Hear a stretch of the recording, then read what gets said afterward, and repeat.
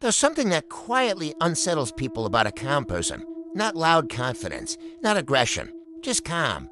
You've probably seen it happen to people who are in a disagreement. One of them gets louder, more emotional, more animated. The other person stays calm. Their voice doesn't rise, their body language barely changes, and strangely, the calm person starts controlling the entire interaction. The emotional person talks more, explains more. Sometimes they even begin contradicting themselves because calmness does something psychologically uncomfortable to people. It removes the emotional mirror they expect. Most conversations work like a reflection. Someone gets irritated, the other person reacts. Someone raises their voice, the other person pushes back. Emotion bounces back and forth like a ball. The calm people break that pattern. They don't return the same energy, and when that emotional reflection disappears, something strange happens.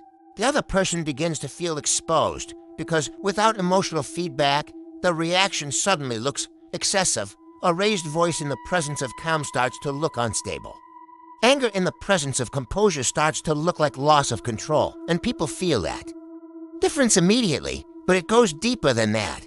Calmness signals something that people instinctively recognize: self-control. And self-control is one of the strongest unconscious signals of authority. Think about it. The person who loses control of their emotions is showing something very specific. They are being controlled by the moment, by frustration, by insecurity, by the need to win the interaction. But the calm person shows the opposite. They are not reacting, they are choosing every pause, every response, every word. And that kind of emotional discipline makes people uneasy because most people struggle to control their reactions when they see someone who can forces an uncomfortable comparison. Without saying anything, the calm person is demonstrating a kind of internal strength, and people feel it. This is why calm people are often tested. Someone will push them a little harder, raise their voice slightly, challenge their point more aggressively, not always consciously, but psychologically. People are trying to provoke a reaction. They want proof that the calm is real, or that it will break, and when it doesn't break, something shifts. The interaction stops feeling like a normal argument. It begins to feel like pressure. Because the calm person is not feeding the emotional momentum.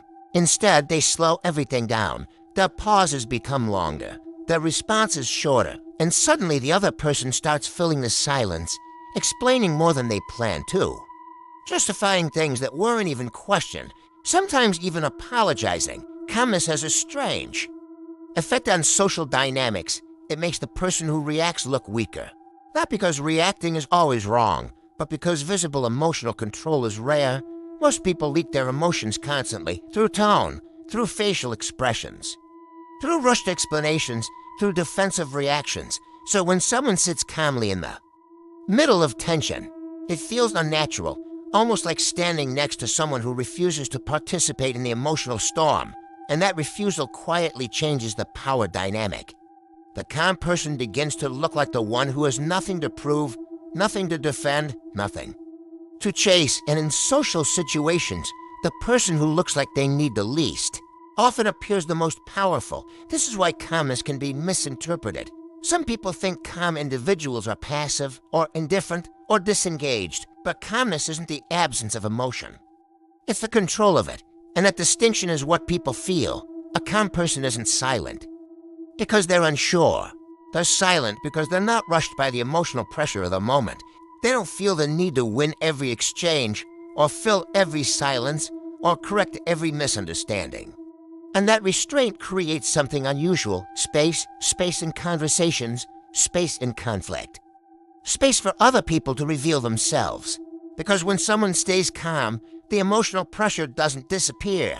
It just shifts. The pressure moves to the other person, the one reacting, the one explaining, the one trying to regain balance in the interaction. And over time, people begin to associate that calm presence with something deeper: stability. Someone who doesn't panic, someone who doesn't collapse under tension, someone who doesn't chase emotional validation from every conversation. And those traits are rare, which is why calm people often intimidate others without even trying, not through dominance, not through force, but through something much quieter: the absence of emotional desperation. Because in a world where most people are constantly reacting, The person who remains calm stands out immediately, and that quiet difference changes how everyone around them behaves.